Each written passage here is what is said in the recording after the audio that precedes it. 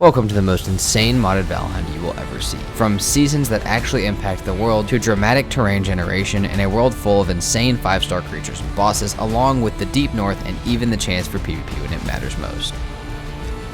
Welcome back to the Valheim modded series, where we are on season 2, the first episode. Thank you guys so much for the support on the first series. It was amazing, and this season of it is going to be even better. We have a ton of new mods that I'm going to go over in just a second, but first let's get into a little bit of the rule set and kind of what this series is about, and we'll do that as we actually get started with the series, so you guys will see us progressing in the background. This series is not like the last one. If you guys watched the entire last series or even part of it, you know that last series was about teaching a lot of new people how to play, going through a really hard mod pack, and pretty much just making a very fun experience for everybody. And it's still going to be a very fun experience for everybody, but this one's going to be a little bit more competitive rather than a bunch of us working together as a group. There is the option in this one to team up with whoever you want, but also to go out completely solo and come back and PvP everyone. Now there's rules behind the PvP and that kind of stuff that everybody knows and everybody will follow for the whole server, but it creates a sense of competition and urgency that we didn't have before. And we also still have some of the really hard mods from before. Some of them were toned down a little bit because we're all going to be solo, but we still have some of the insane mods, insane 5-star bosses, all of that stuff that made last time really hard, as well as we have some stuff that may make it even harder. But we have, like I said, that sense of urgency that we didn't have before. We have to kind of go quick now if we want to stay ahead of everybody and keep at least in the same tier as everyone else.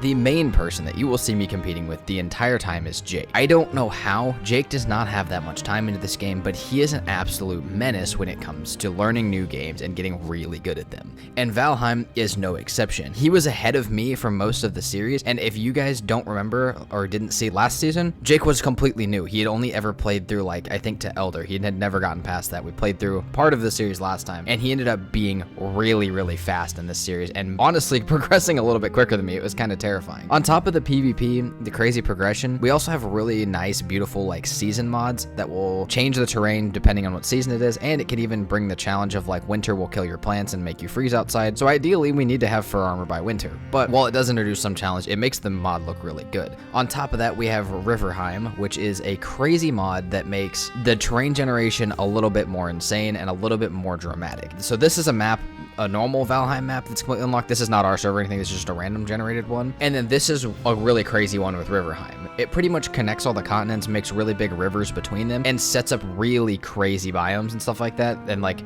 much more dramatic mountains, much more dramatic swamps. You guys will see it as we go. It's pretty crazy what it can do for your world, but you got to consider how it also may affect your world. On top of that, we still have our creature and level control and all of that stuff like we did last time that will make insane bosses and insane creatures around the world. But let's go back to the PvP and Jake for just a second. So in order to avoid lag, we started in groups. Me and Jake started in the first group because we knew we would be the most competitive. Nathan was supposed to start in the group behind us, but Nathan ended up having computer problems and actually probably won't be on the server. And then there was another group of 2 as well as one other solo that would be starting behind where Nathan was going to start. So pretty much what will happen is slowly people will join the server, and obviously if they join behind us, we'll give them a little bit of leeway when it comes to the PvP and try and just leave them alone. But the idea of the joining groups was that we'd kind of be with the people we were most likely to PvP with. People wouldn't be fighting over, we wouldn't have 20 people fighting over either the one boss or the flint on the shore. We'd have a couple, like 3 or 4 people fighting for each boss, and then we wouldn't have as crazy of things, and people would actually be able to get a little bit of progression rather than just having 30 people punching each other at the altar. But that being said, I need to get ahead of Jake as quickly as I can, because like I said, he does a lot of research on games. He gets very good at them very fast, and I know that, and I'm already kind of scared. I have almost 1,000 hours into Valheim after playing this series, and Jake has like 50, and yet he is still a terrifying force of nature to me. So ideally, we need to get through the first boss and get down to Elder or even past that, ideally before he finds it. That way he can't combat me in the middle. So while we get ready for the first boss, as well as find a little spot to build and get our little starter base set up, let's talk about what the PvP rule set is. Ideally, everyone has to have their PvP on. Sometimes people forget. We'll see it in the server a few times where you have to turn it on every time that you get on the server, and a few people would forget, especially if they were on solo. That's just not the first thing you think of. But you can kill anybody on the server. You can just go right up to them. You should be able to kill them if their PvP is on. If not, they have to turn it on, and you guys will have to continue to fight. But pretty much the only rules are behind what you can take after you've killed someone or if you find someone's dead body. You can only take pretty much resources. The easiest way to explain this is you can only take resources and you cannot take anything that is equipable items. So anything that you've gotten from killing a boss, any arrows, any weapons like that, you cannot take. But you can take food, meads, metal, wood, stone, berries, any plants they might have, anything that may help you in your biome or your progression, you can totally take from them. The reason we don't have the other stuff being able to take is because it takes way too long. Like if I have a level 4 upgraded Crom and somebody takes that from me, that could have taken me a few hours to make that single weapon, and to be able to have someone just come shoot me in the back with a bow and then take it is a little extreme, or even just find my dead body and take it before I get back to it. So for that reason, we don't have the ability to take equipable items, but other than that, we can take food and stuff and really screw up someone, especially if they're in something like, especially if like they're in the middle of trying to kill something or in the middle of a boss fight or a dungeon. Taking all their food as well as the rest of the resources may screw them up pretty badly, but it won't take away as much time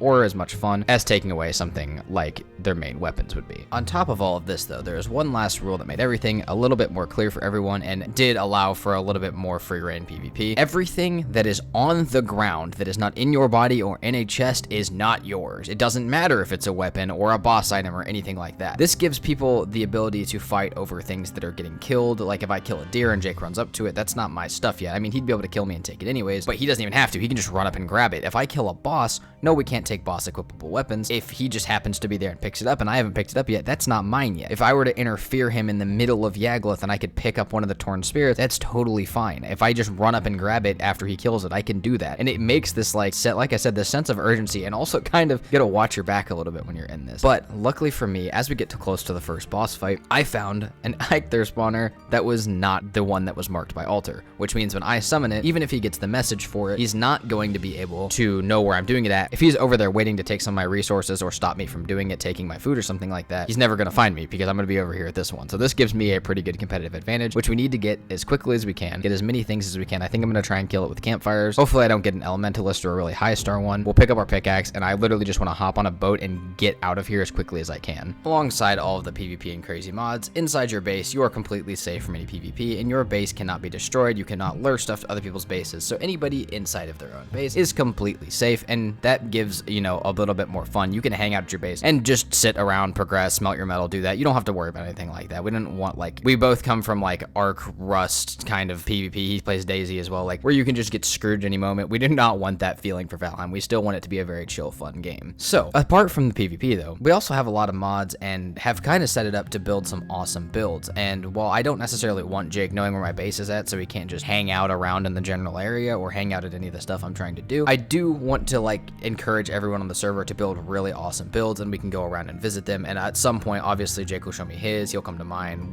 We're still hanging out, we're still homies on the Valheim server. We just have that little thing that if we feel like PvPing, we can. And if we feel like being peaceful, we absolutely can. It just gives us a little more of an option, and like I said, a little bit more excitement for the server. But without further ado, we'll get into the rest of the rule set and the rest of the mods as they come up. There are still a bunch. We have a little bit more mods than last time, as we know how to package them a little bit better together now. But we're gonna take that and we're gonna try and get our deer trophies, get every weapon that we need, or at least get the resources to kill the Eikthyr with campfires. If you don't know how to kill Eikthyr with campfires, I'm about to show you, so hang out for that. And then yeah, we're just gonna try and get our general progression to hop on a boat and get out of here as quickly as we can, and maybe make progression towards Elder, because like I said, ideally I get that done before Jake finds anything. But at this point, I really don't know where he's at either. And we figured out later in the series that you don't get, whenever you summon a boss, there's a big message that pops across your screen. You don't get that for the first boss, so I won't know for a while where he's at until I see him doing the second boss, or maybe he skips it and goes to the third one. So we won't know where each other's are at for a while until we start getting further in the game. But as far as I'm concerned, I just have to think that he's ahead of me, go find a base spot, progress as quickly as I can, and honestly have a good time, because we were both enjoying being back on Valheim. I know you guys didn't see it, but between the last modded series and this modded series was about a 3-month break, and we were both really excited to be back on Valheim. And it was an amazing feeling to just be back and enjoy it, especially after watching you guys enjoy the last series. We knew we were going to just have a lot more fun because we'd be making it for you guys, we'd be making it for us, and we could have a great time while doing it. In the amount of time of me yapping about all the rules and stuff like that, though, I did manage to get a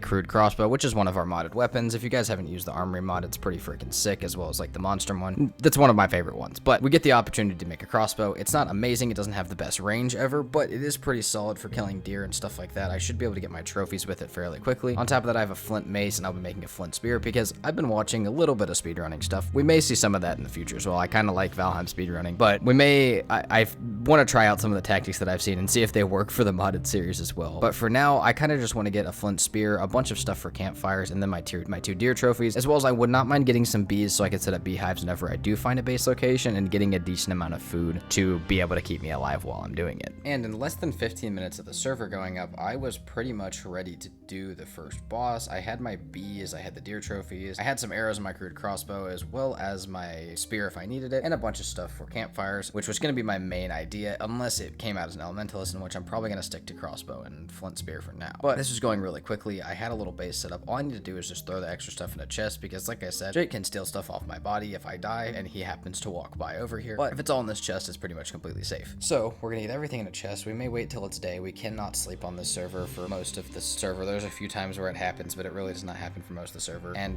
yeah, so we're gonna wait till day if I can get all my stuff in a chest, maybe get some more stuff for campfires, and then I think we're gonna rock this before the 20-minute mark of the server going up. All right, I'm pretty much ready for the boss fight. I cooked some food. I'm grabbing a little bit more stuff for campfires, but also I can hear, it's really weird, I can hear Jake killing stuff. I hear the critical hit chances around me. It could be Grey Dwarfs at night hitting stuff with rocks, but it's scary because he said he hears me. I've said I can hear him, but we have not seen each other yet, and we pretty much went opposite directions from altar as soon as we started. So I don't really know how close he is when I start this. Hopefully he doesn't see it, and hopefully he's not close enough to see like the cloud, the giant deer on fire, or any of that stuff. And honestly, hopefully he's focused on his own stuff. This may seem a little bit extreme for how hard I'm trying to go on this, but I promise episode 2 or 3, maybe a little bit further, you guys will see exactly what I'm scared of. Jake is very smart, and he will stay very quiet about it, about his progression. Let me think that he's not doing very good, and then he will absolutely actually be stomping everybody. So that's what we're gonna watch out for. But let's get this fight started, and I'll show you guys how I'm gonna plan to do this with campfires. Ideally, what you want to do when it spawns, you want to go to the little cloud, put as many as you can under it, and then run in circles around it. I got a summoner, which is really good, but I forgot to run in circles around it, and it got pushed off really quickly by one of the Grey Dwarfs. It's fine. After you do that, you should get a bit of damage from the first one. You can place them under it as it's running or as it gets stuck to attack. Also, because of one of our mods, which is called No Smoke Stay Lit, it stops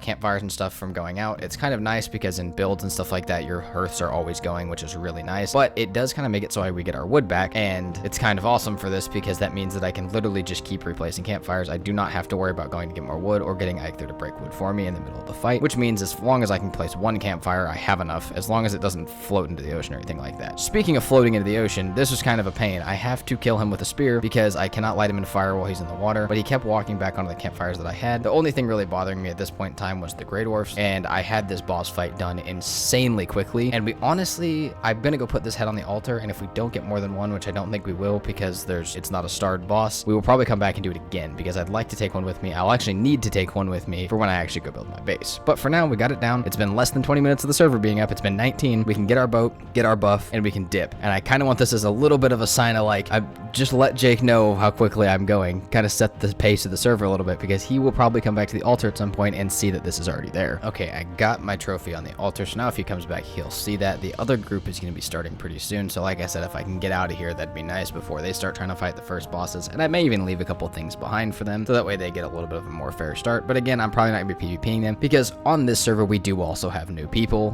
that we're teaching, and we will not be hitting them nearly as hard with PvP as I will be with Jake, but we may mess with them a little bit from time to time. I put everything I found in a chest, so that way I would not get it taken from me if I got killed, and I need to get as much boar hide as possible, get more stuff for campfires so I can kill Eikthyr again, and, you know, hopefully I'll get a stronger one. I do need, for our armory, to get upgraded armor sets for one of our mods, I need another trophy, and I just put mine on the altar. So that's kind of the tax of finishing it first, is I kind of have to put mine on the altar, but we don't have it as a server rule. I just kind of felt like I wanted the buff. So I'm going to get as much stuff as I can, try and find as many boar as I can, get the stuff ready for one of our modded boats, the small boat, which is a nice little, it's a super early game boat, but it works way better than the carve does, and it works faster than the raft, cheaper than the carve. It's great. So we're going to get ready to make that, kill Eikthyr again, and then we will probably head to a black forest. I see one across the water, so assuming we can get to that, that'd be very nice. Also, the shenanigans of me and Jake messing with each other were already completely out of hand. I kept saying like I would find picked raspberry bushes. He was telling me he could see me. He was telling me he was having a bad start, and then I heard him that he was already in the black forest, and I knew that we were just lying and messing with each other, and it's really funny because I know we'll get to watch back this series. We'll be able to look at each other's perspective, and we'll be able to talk about what was going on, and we'll be able to tell just how much we were bullshitting each other and how much we were actually progressing or doing poorly at different times. It's just one of the awesome things that comes with being in a party when you're playing with everybody, and it's super fun if you guys do this with your friends. So we're gonna get all that stuff ready. I'm gonna continue to make Jake think that I haven't killed the first boss until he sees the altar, and then kill it again and get the hell out of here because I do not want to get caught up in the other people starting. All right, we're gonna summon this boss again. Hopefully I can show you guys a much better way to do this. Okay, I again, ideally what you want to do, hopefully don't get an elementalist, is to throw down as many campfires under those little particle effects as you can. You need to try and repair them too while you're doing this, something I wasn't really doing. And then you need to run in circles. It's going to try and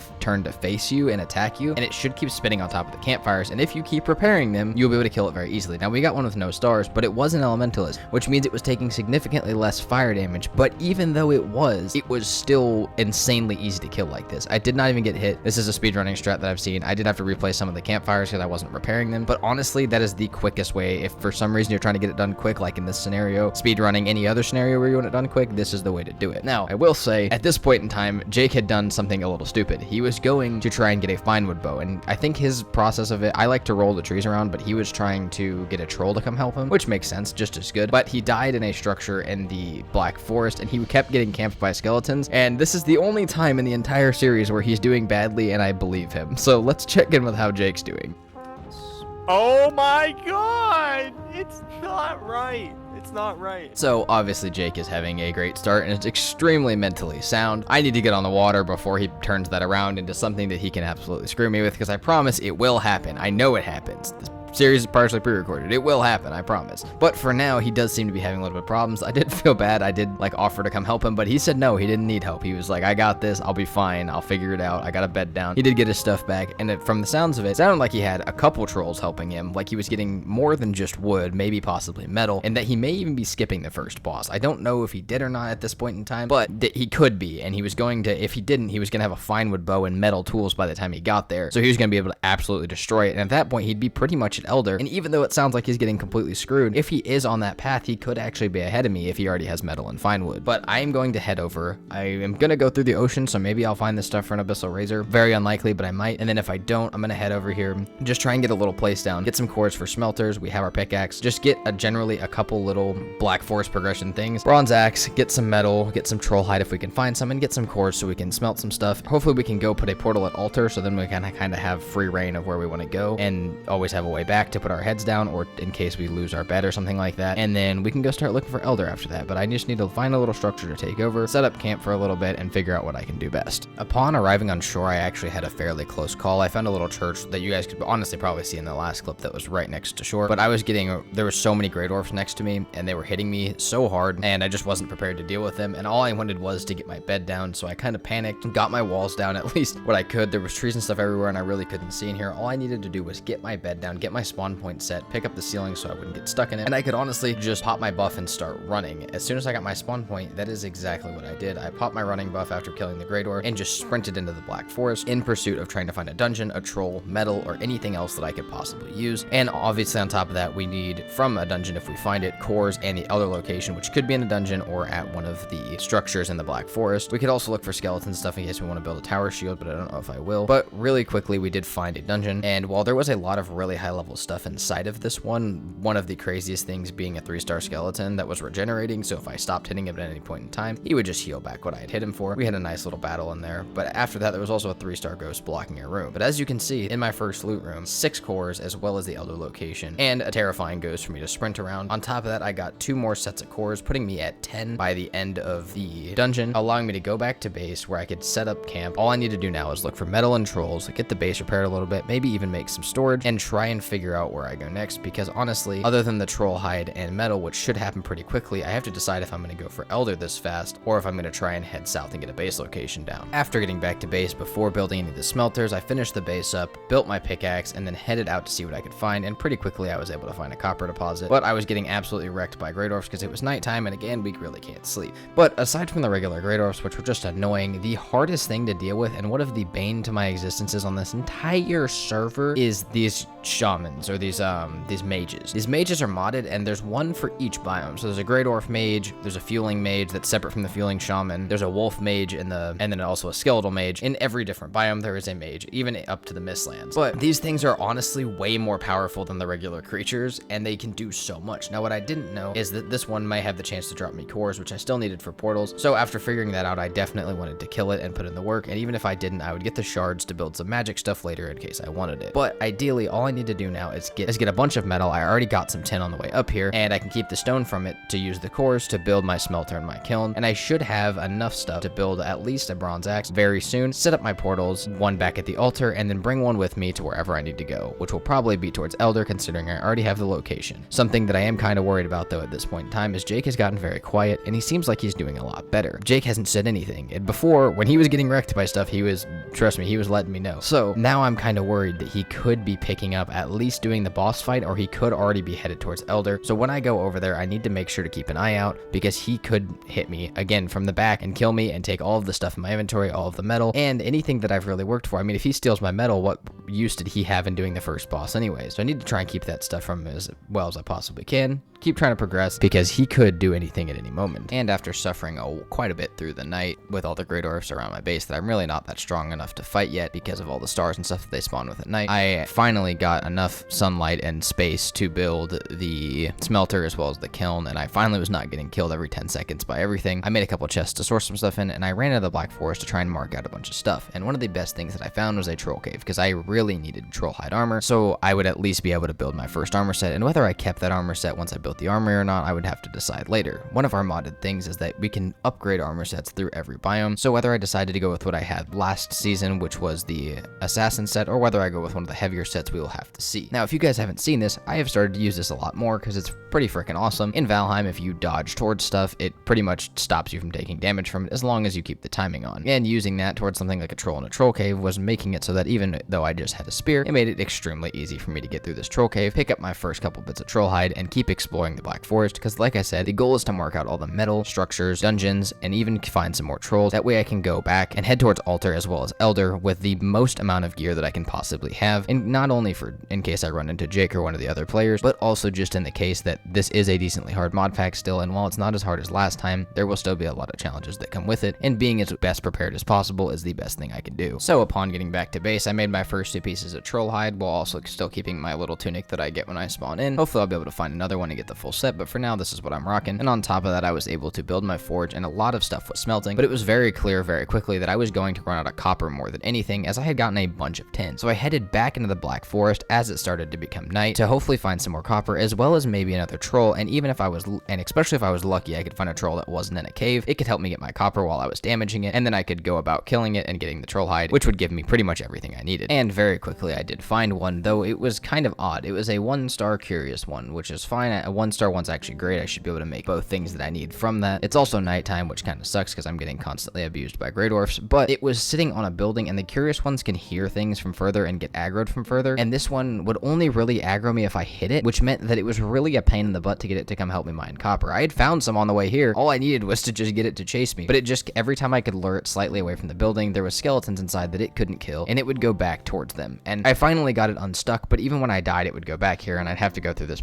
same painful process over and over, because even these close copper deposits, it just would not mine. It just kept going back to that same little spot, and I spent pretty much the entire night luring it back and forth, trying to do damage to it, trying to avoid the Grey Dwarfs, and also trying to get it to mine a little bit of copper for me, so that way I'd be able to make my bronze axe, build my troll hide, and get everything else I needed done. But man, was this troll not making it easy, and honestly, it probably would have been quicker for me to just kill it and mine the copper myself, because this thing was a true pain in the ass. And after spending a night in the Black Forest, getting absolutely abused by everything and their mother, it was actually going okay once it began to shift towards the day. The troll had mined a bunch of the copper, like literally half the node. All the Grey Dwarfs were dead, and they had dropped me a bunch of resources, as well as I had been able to kill the troll. So I had a lot of copper to run back, a bunch of troll hide, and actually a decent amount of resources. So once I get them all put away and stuff like that, we'll come back and start making the final preparations to leave this island, head back to Altar, and even start heading towards the Elder. But like I said, I need to make sure I prepare everything that I possibly can, so let's get started on that. And I did have a lot of stuff to process. First, of course, I had to make my troll hide stuff because I had enough to make my entire full set. I'd put that on, and then I had to wait around base for a while for stuff to smelt. I was cooking some of my food, and I had a lot of stuff I had to organize because at some point this was all going to have to go on a boat with me to get it to wherever I was going. On top of that, I finally was able to take the bronze that I had been making and waiting for it to smelt, and I was able to turn it into a bronze axe, which gave me the ability to go get fine wood. Also, on my way to get fine wood, I was getting absolutely destroyed by a aggressive 2 2-star mage, which means it never stops hitting. It doesn't do the little runaround, it just keeps hitting you. But what I do have is a chance for this thing to drop me more cores, and while I did take a long time to fight it, I did drop me more cores, which is what I needed for portals. On top of that, I got my fine wood, which sets me up great, and I have plenty of Grey Dwarf's eyes from sitting over here in the Black Forest, so there's no worry about that. I will be able to build my portal when I get back. But when I went to go start moving everything into my small boat, it did not have enough storage, and our carves do have extended storage from one of our mods, so I decided that the best idea possible was to make bronze nails, go get a bit more fine wood, and even on the way fight a troll, which, while it did help me break my fine wood, I was also able to kill it and get some troll hide from it. This would all allow me to, hopefully when I got back, build a carve, which I could hopefully fit everything in, and then I would be able to actually make my journey back to Altar, set up the portal from getting the cores from the mage, and then start heading towards Elder. But Jake had told me something very concerning. He was just trying to be nice. He told me that if I went north of Altar, that you could run from Altar all the way to Elder, but that meant that he was already over there, which is something that I had been worried about. And even if he wasn't going to do it right now, he knew where it was, he would get the message, and when I did it, and likely he had a portal over there before I was even over there, and if he did really want to do it right now, there was no way for me to catch up to him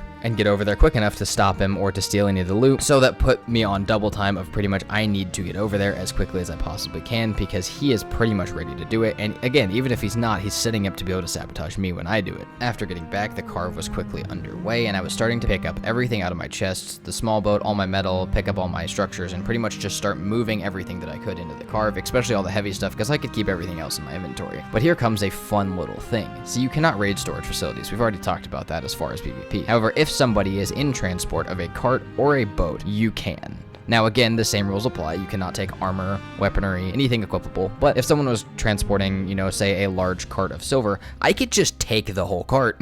I could just pick it up, kill them, and take it. Or I could take some of the stuff out of it. So while I am going to be able to transport everything that I own in this boat, I do have to be, again, a little bit careful of not even PvP, of Jake just running up, hopping in my boat, and dipping with it, because it's definitely a possibility of something that could happen. And there's nothing really saying in our rulebook that you can't. So if it doesn't say you can't, we will. With everything loaded in, it is time to go. I was kind of getting whacked by a Grey Dwarf mage as soon as I left, but I quickly hopped back in the boat, got my stuff underway, and we were going back to Alder to set up that portal, and then we were headed to Elder. Even if we weren't going to do it right now, we were going to set up something there so that Jake had a little bit of anxiety when he did it. Upon arriving at the altar, it was storming, and I just needed to get my portal down so I could dip, but I saw something very interesting. Jake's portal was already here. His was on a rock right next to the water, and while I could just leave it because I can't really do anything to it, I decided to, well, I don't know, why not just build Jake a little present outside of his portal? I also wanted to check if he had made accidentally any other public ones, because if he had accidentally made a public one to Elder, I would go over there and drop my own private one. But while setting up a sign that said stupid idiot portal, I noticed something interesting. Jake was coming through it,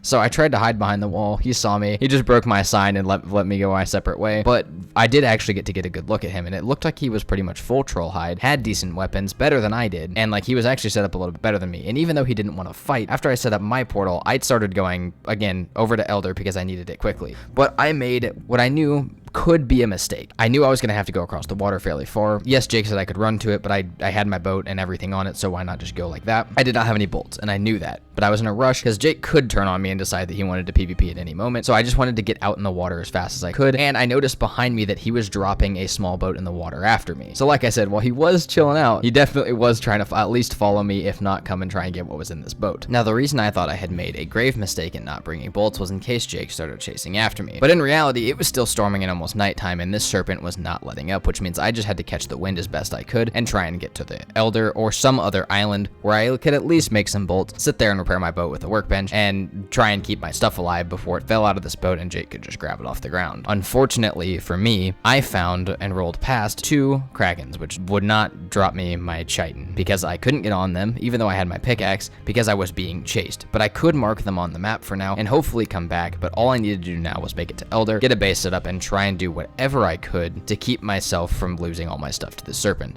By the time I got to land, it was still storming and pretty much completely nighttime, and I was getting destroyed by more Grey Dwarfs, and I needed to just get a bed down before anything bad happened to me. But the serpent had pretty much fallen away. It either started chasing Jake or left me alone completely. Whatever, it didn't matter because it was gone away from me now. I set up my spawn point really quickly as much as I could, and I really wanted to go back out and grab that chitin, but I kind of opted that the serpent was probably going to be out there again because it's nighttime and still storming. So I went to go get core wood as well as get some fine wood, so that way I'd be able to build my fine wood bow as well as some arrows so I could go back out there and at least be able to defend myself. Unfortunately for Jake, his mic echoes quite a bit, or makes noises from his PC, and in the background I heard the mining of something. So one, he had a pickaxe, so I knew he'd at least killed the first boss, but he also had already said something about sailing, which kind of told me that he had either killed the serpent and gotten onto the kraken where the chitin was, or he had never gotten chased by it in the first place, and he was already mining the chitin that I desperately needed, meaning that he was going to have tier 3 weapons while I was still trying to make my tier 2 ones, which again, it's not that big of a deal. The PvP is not the main point of the series, it's the mods, but in these first couple days, I promise you guys will see more PvP action than regular playing action, and it does fuel a lot of our motives for how we're progressing on the server, so it's important to talk about while we're doing it. But I was correct. I went back out there, and there was no chitin left. Jake had already